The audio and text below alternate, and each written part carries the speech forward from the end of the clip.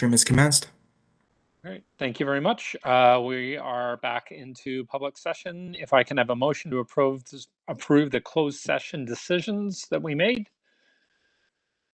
Moved by Fareed, seconded by Brenda. All in favor? That carries. We are on to item number 18, staff training plan. Dave Slater. Dave, you're up. Thank you, Chair. Can everyone see the screen I'm trying to share? Yeah. Yes. Perfect. Yep. Thank Perfect. you. Okay, excellent. Thank you.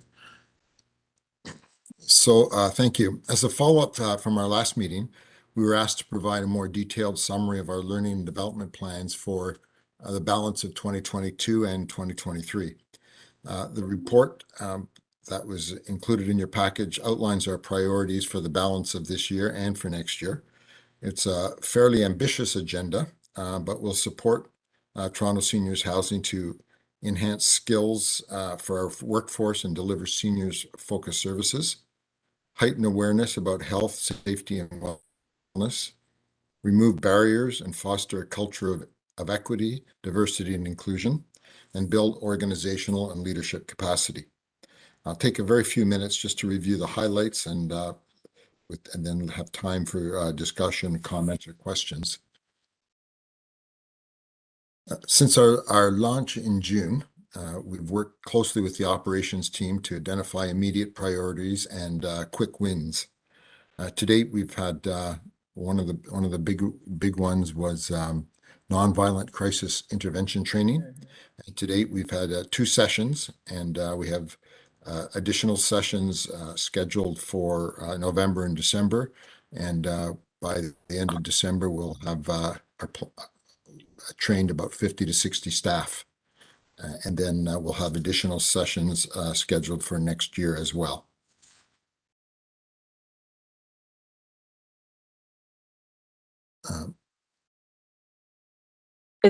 Are we intending to have this on an ongoing basis?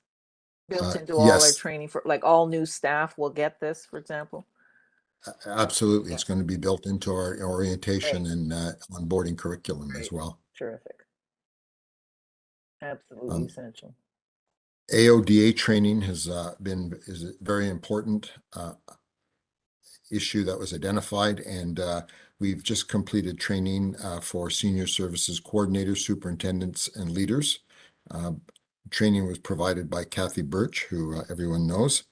And we've also conducted some 2SL LGBTQIA+ training for our senior services coordinators.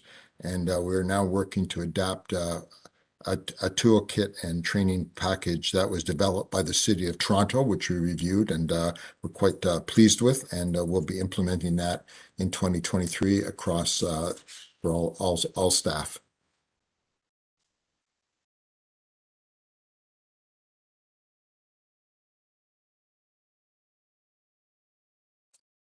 Other priority training includes code of conduct training.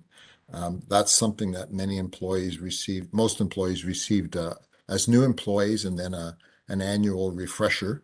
But what we're taking a different approach. We're going to build it out as a training module that will be delivered through the talent learning management system that we're sharing with Toronto Community Housing.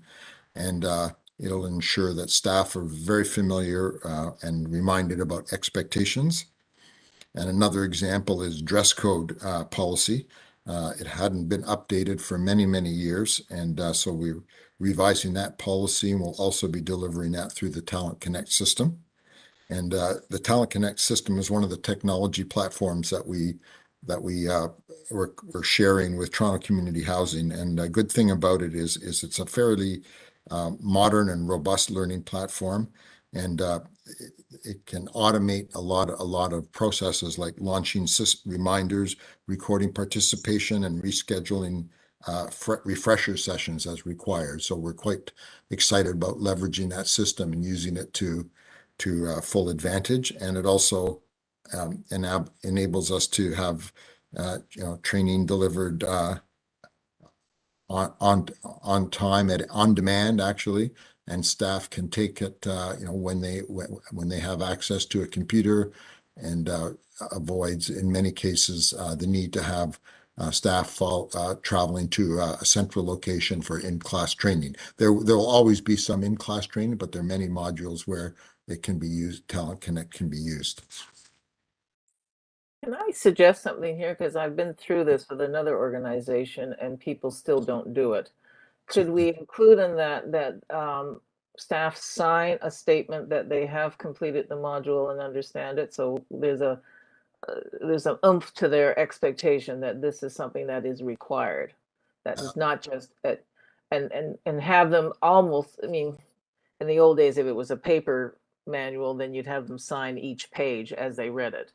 So that's a little harder to do.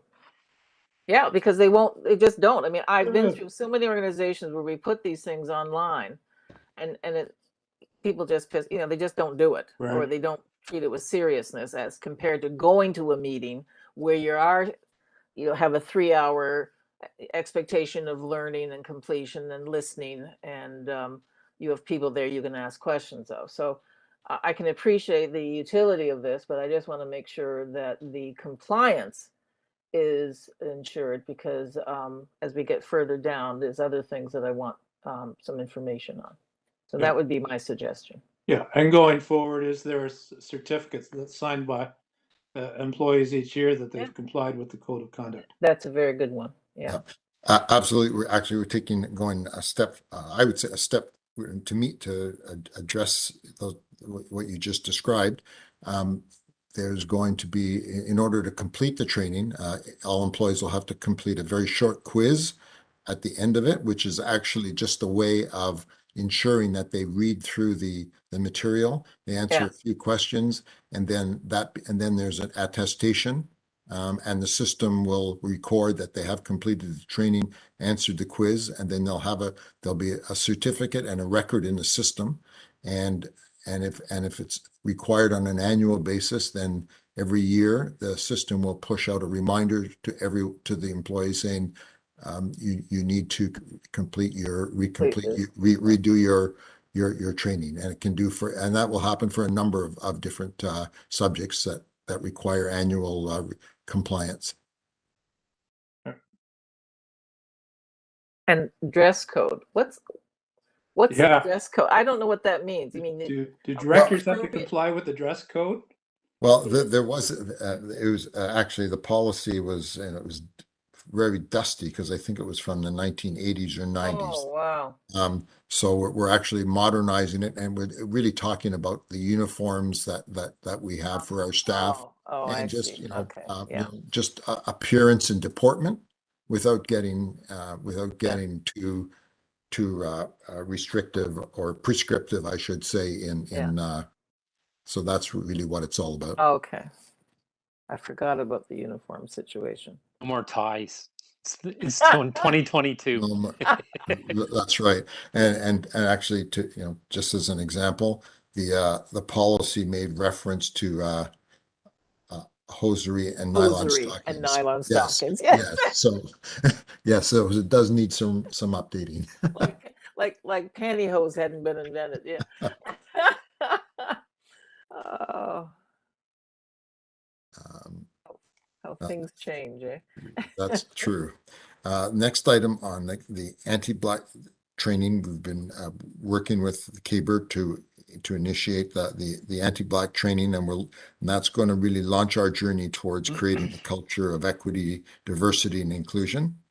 And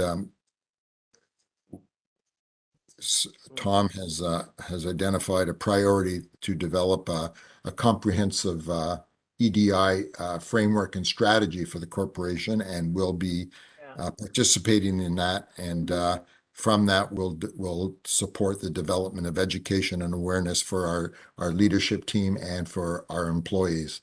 And of course, there'll be a tenant-facing component to that as well. So we'll be working on that with that. But why just black, anti-black? Well, Well, that's a long discussion, Warren. I mean, the city's been going through for over 2 years. I'm way out of my depth even Yeah, asking the question, I know, but yeah. that's what caught my mind when I saw it, when I was reading the deck.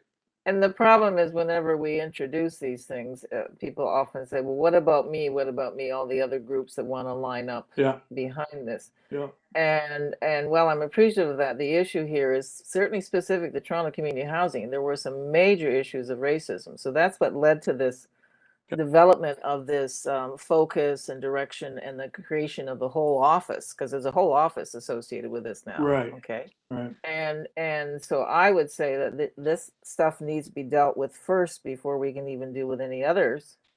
And Okay, it should be part of our understanding of equity in terms of, we still haven't dealt with interpretation and translation. That seems to me pretty key across all ethnic and culture and language groupings. right, And I would hope to see some movement on that this year as well. right.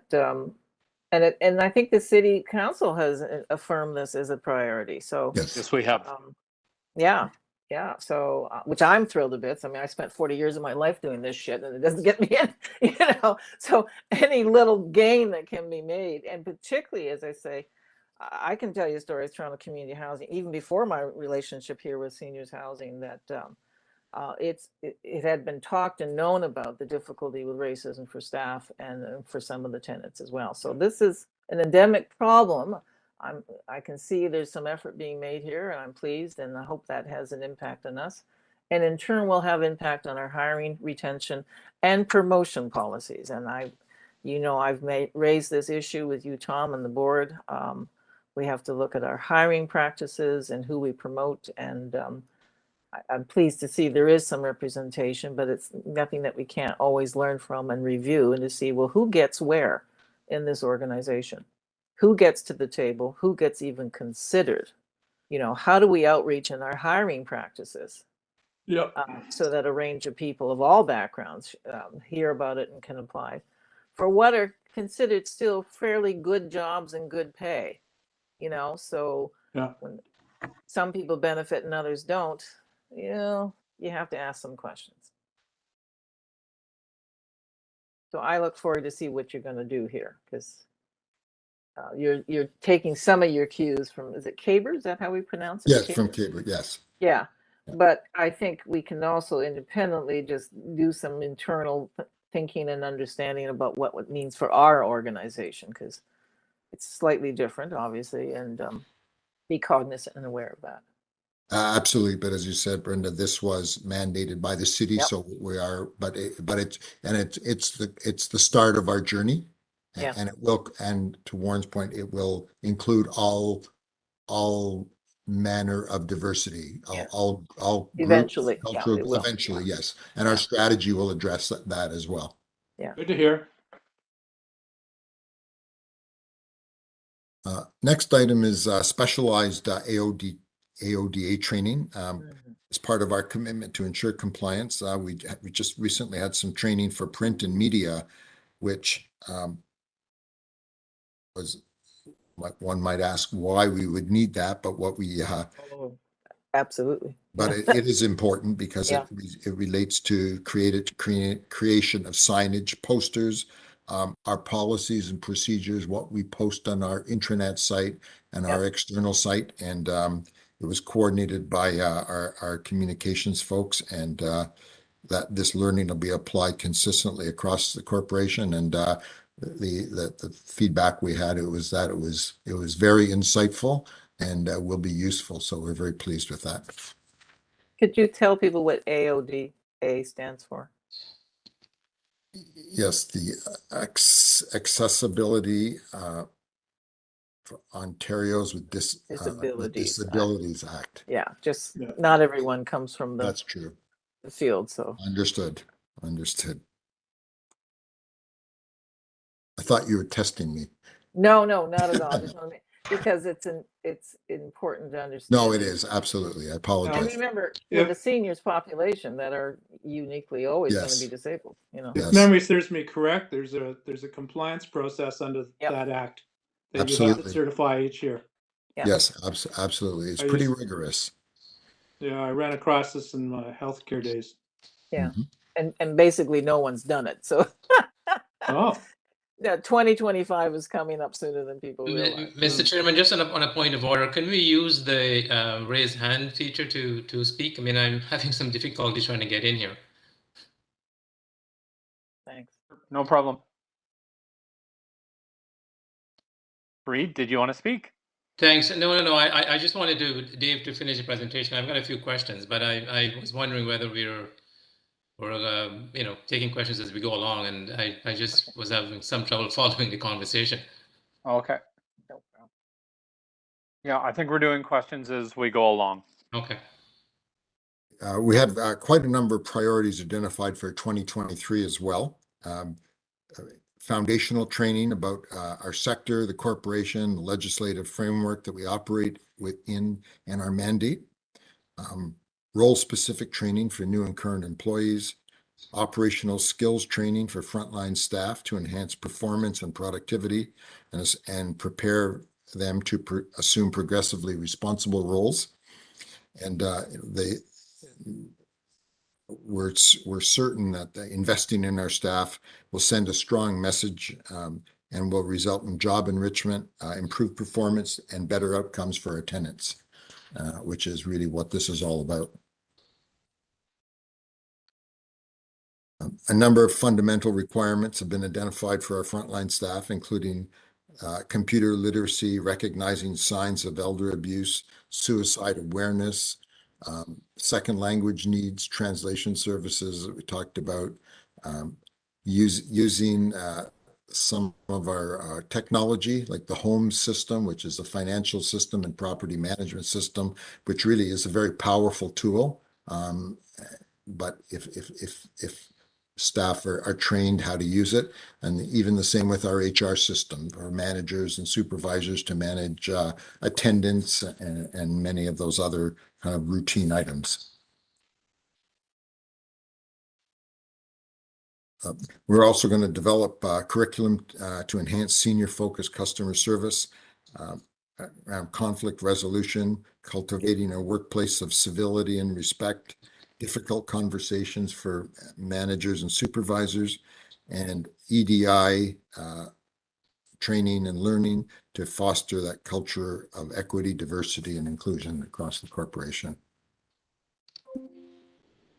And finally, invest in training for managers and supervisors to position them for success in their current roles and advancements within TSHC, and include in that leadership development and succession planning. This will drive those processes as well.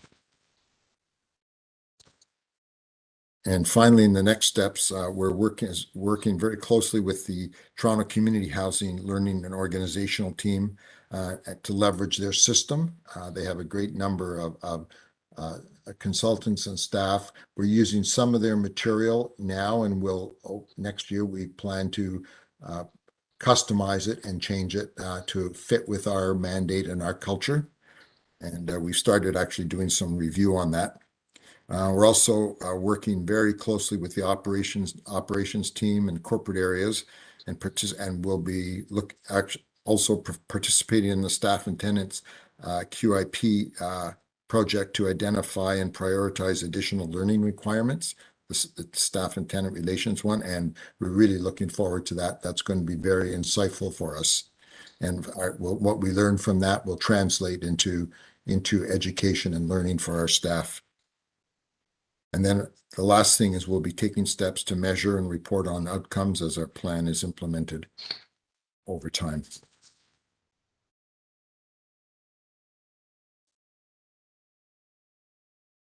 That concludes my summary.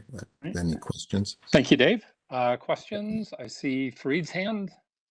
Yeah, thanks, Councillor, and through you to Dave. A great presentation, and I was looking for four things when I read the material, and I think you've covered all four. One is the emotional intelligence piece. The second one was the technical training. The third one was looking at some of the foundation programs, for example, for managers, difficult conversation, working with bargaining units. And then the final one had to do with the senior-centric and customer-centric program. So all four have been covered. Great presentation and good work. A couple of comments. One is I saw the Indigenous feature in here, but I didn't see a lot of reference to the truth and reconciliation piece. And I was wondering if, I know that's related to the Indigenous piece, but I think that moniker is probably important for us to find its way in our document because of the prominence that it has in the public realm. So I just posit that for consideration.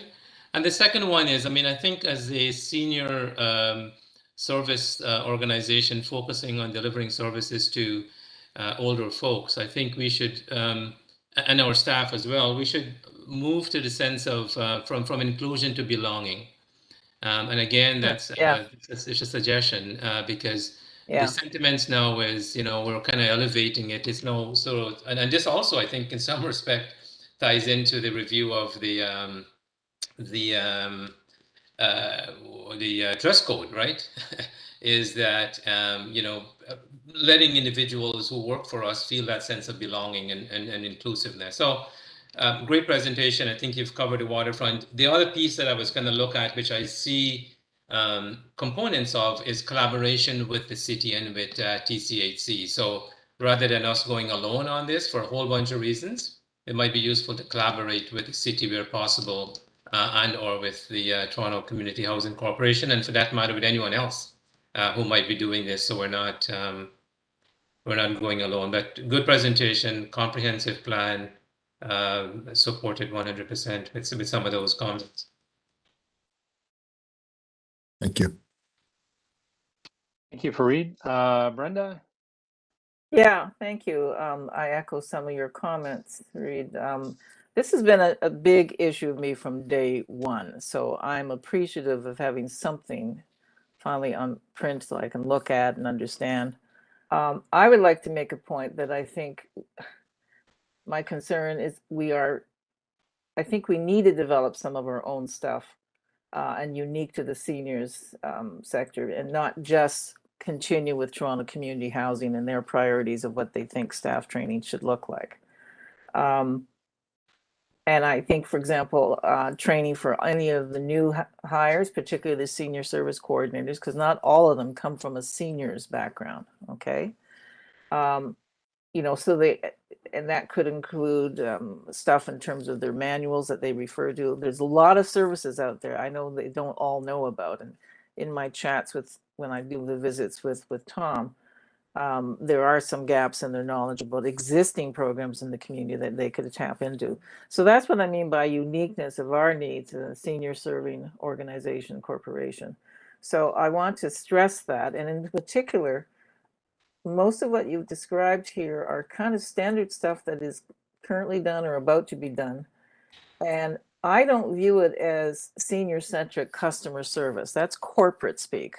I want, human speak here. And if you look at our long-term care sector, even in the city, the development of the whole sensitized seniors comfort care, I don't know the words for it. If someone could help me, Tom, you might know this because that was your field in the past. But it's not just crisis intervention training, which is certainly suitable for Toronto Community Housing and can be useful to us too. But if you don't have something specific to seniors in terms of cognition decline, health decline, how you talk to people in a manner that allows you to be understood and allows them to be understood, I really, really want to stress that it's got to be something that we develop for our needs, not just what Toronto Community Housing might be suggesting in a general sense. So I'm happy to see this. I'm looking forward to some outcome measures and numbers, how many staff, implementation of it on a yearly basis, so people all know that this is a learning culture, right? And I want to, and we don't have to recreate the wheel here. This has all been done.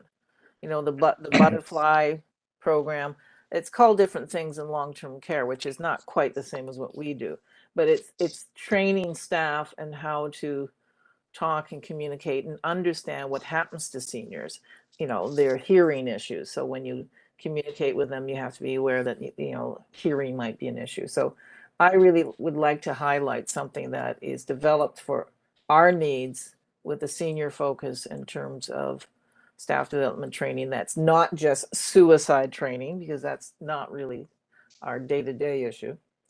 And it's more than just conflict resolution and crisis intervention training, you know, which is a good tool to have. Every staff should have that. But I really want to stress the need for us to start developing senior specific, senior centric, and not just call it in terms of customer service, but just in our whole approach with how we work with people. Okay. No, Thank you, Brenda. Before I do see Tom's hand up. I just want Warren, before we go to Tom, did you have any questions or concerns? No, not anything in addition to what's been said. Obviously, important to balance, but you've got to also focus on what our core business is. Okay. And then my only, I guess, question or comment was, as we're moving through this process and we have the budget that we need to look at, how we're integrating or making sure our priorities that we're looking at from this list get incorporated into our budget, ask for financing next year.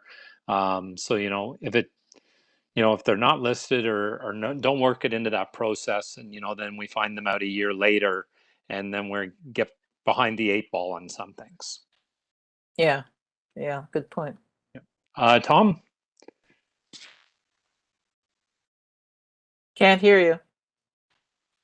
Sorry, Tom, you're Sorry, on mute still. Yeah, sorry. There you go. 50 minutes. Yeah. No, really appreciate all of your comments. It will just help to inform the plan even further. I just want to say that we are, the team is really being cognizant about, what we can, understanding that the seniors and our interaction with them is the priority, and reflecting that on our learnings. But we are, just for example, and I'll just raise around with the CABR and our training there. That was an opportunity. They have that in place. We are running a pilot so that we can understand where we can use cases that reflect seniors, and so using what is there and then building on it and tailoring it for seniors. So that's just one example. Toronto Community Housing does have a wealth of that standardized training. So where we can use it, we will take advantage of that.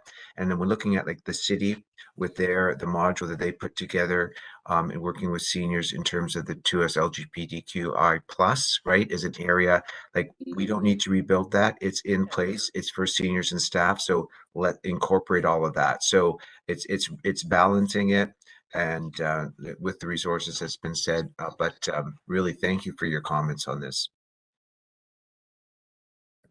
and Chair, if I could just to Brenda's point, Grant just reminded me that we have developed a seniors training on mental health awareness, understanding dementia, and we did that with e-training, and we using content built from the city seniors team. So we'll be expanding on that as well going forward for next year. Could you provide us with some details at some future point about what that shape will look like? I mean, I think this senior-centric understanding is so crucial, and I'd like to have that define what you mean by that, because it's important for staff to know these things, because there is a specific learning curve here, right? And we don't need to recreate the wheel. I agree that we can use available resources that other people develop, but I have yet to see anything that's developed in front of me, and correct me if I'm wrong, that incorporates the new understanding that other organizations have about seniors and how to work and serve them. And I just want to state it somewhere on paper, and I'd like to get some sort of sense of what that seniors sensitivity training will be, and because I think it's central, and I don't want to just call it in terms of customer service. It's understanding cognition, dementia, mental health decline that is often very hard to identify right away. And so I'm appreciative of the work you guys are doing, but I'd just like to see a little more detail in front and center and put it in our plan so it gets incorporated. Absolutely. We can do that. Thank you then.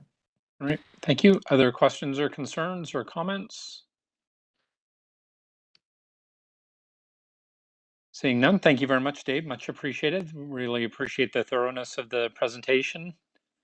I need a motion to receive Dave's staff training plan. So So moved. Moved by Freed, seconded by Warren. All in favor? Carried. And I believe that comes to the end of our agenda. Item number 20 is adjournment. Motion to adjourn. Warren, seconded by Fareed. All in favor? And that carries. Meeting adjourned. Thank you Thank very you, much, Mr. Chair. everybody. Thank you, Really everyone. appreciate everybody's Thank you. time and Thanks, comments Take care, and everyone. input. everybody. Thanks a lot. And we'll see everybody on the staff. 29th. Take Thank care. you, staff. Thank you. Bye-bye. Yeah. Yeah, thank you, staff, a lot. Yes.